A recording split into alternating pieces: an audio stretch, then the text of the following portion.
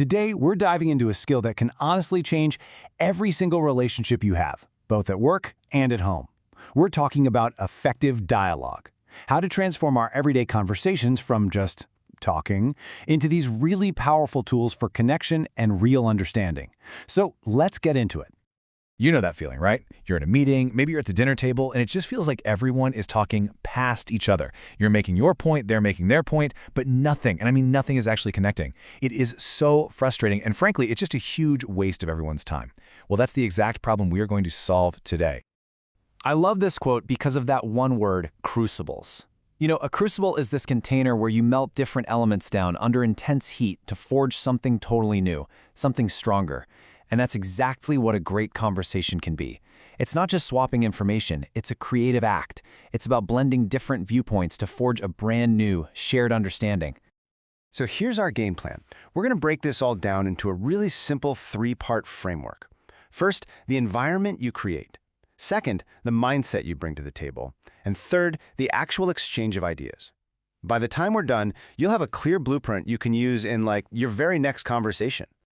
Now, this whole breakdown is inspired by this fantastic visual framework from Tanmay Vora over at qaspire.com. As you can see, it lays out 10 key principles for having an effective dialogue. It looks like a lot, but to make it super easy to remember and actually use, we're going to group all of these into those 3 core themes we just talked about. Okay, part 1, the environment. I want you to think of this as the foundation of a house. Before you can even start talking about the actual topic, you have to create the right conditions for a real dialogue to even happen. Seriously, if this foundation is cracked, the whole conversation is just going to crumble. So what does that look like? Well, first, you have to build a safe environment, a place where people feel like they can speak their minds without being judged. And a huge part of that safety is making it okay to disagree. You have to frame disagreement not as a fight, but as a really important part of exploring an idea.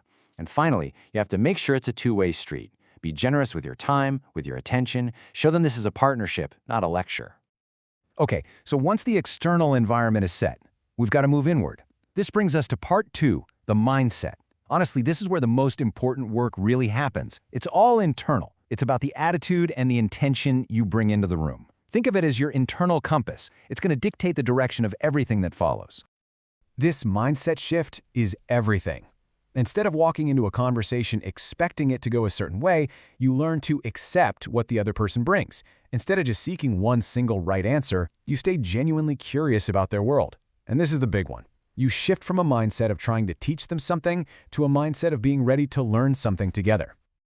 So, what powers this new mindset? It really comes down to 2 things: being authentic and being humble. Authenticity just means you show up as you, which is how you build trust. And humility, well, that's the quiet confidence to admit you don't have all the answers.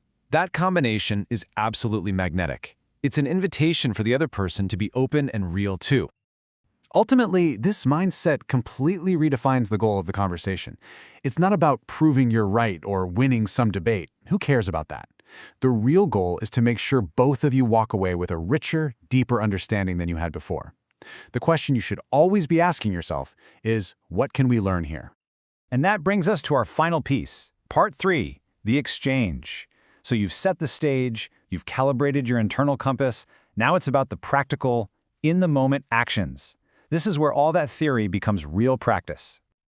The single most important action you can take is this: listen to learn.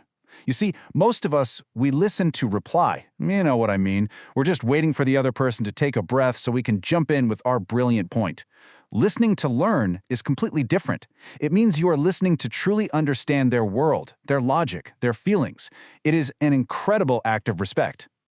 And while you're listening, you have to create space. Plain and simple, don't dominate the conversation. And this isn't just about not hogging all the airtime. It's about giving the other person room to think. You know, sometimes the most powerful thing you can do in a conversation is just be quiet for a second and let them process their own thoughts.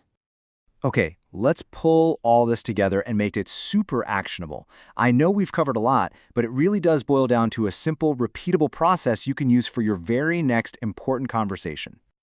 Here it is, the entire blueprint on one screen. First, you consciously create the environment. Make it safe, make it generous. Second, you intentionally adopt the mindset. Be curious, humble, and ready to learn. And third, during the actual conversation, you master the exchange by listening to learn and making space for the other person. Environment, mindset, exchange. That's the whole formula.